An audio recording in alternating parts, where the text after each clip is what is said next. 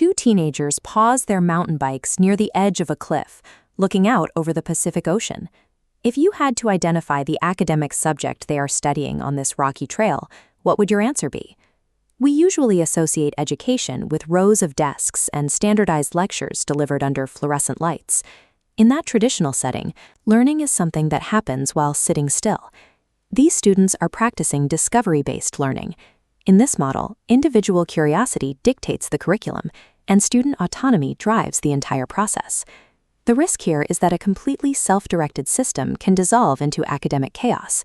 Without guardrails, it is easy to drift through topics without achieving mastery. This model avoids that drift by replacing rigid daily schedules with a highly adaptive, unbending weekly cycle. Monday is the definitive anchor point of the educational cycle. It is the day the students must physically or digitally regroup to set their entire week in motion. The structural unit of this model is a micro-community. It consists of a cluster of 5 peers connected to one central mentor. In this community, the mentor doesn't give traditional lectures. Information and feedback flow in both directions between the students and their guide. The Monday meeting begins with a mandatory requirement. Each student must provide a peer-reviewed defense of exactly what they accomplished during the previous week. Once the previous work is defended, the group collaborates to map out specific exploration targets for the upcoming week. This joint decision-making process forces students to turn their personal interests into actionable research goals that their peers can measure. Within this framework, students earn their academic freedom by submitting to rigorous, peer-reviewed accountability every Monday. After the Monday sync, the pod disperses. Each student begins to independently hunt down information on the specific topics they committed to investigating. They use the internet as a springboard to locate sources, rather than a destination for quick copy-pasted answers. The pedagogical goal is to filter through broad summaries and tertiary reports. Students must push downward until they reach the original, primary sources of information.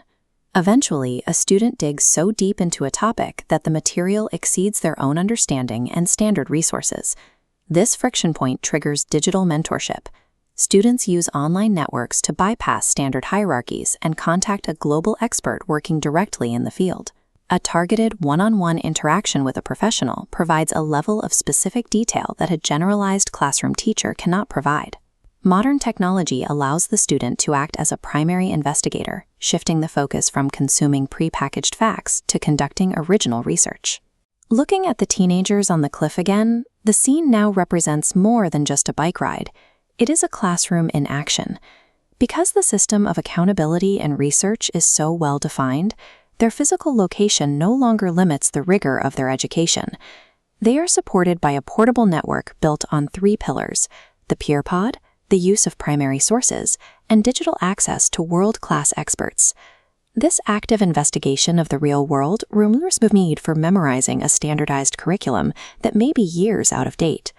By establishing this structural architecture and digital access, education moves outside the walls of a school building and follows the student wherever their research takes them.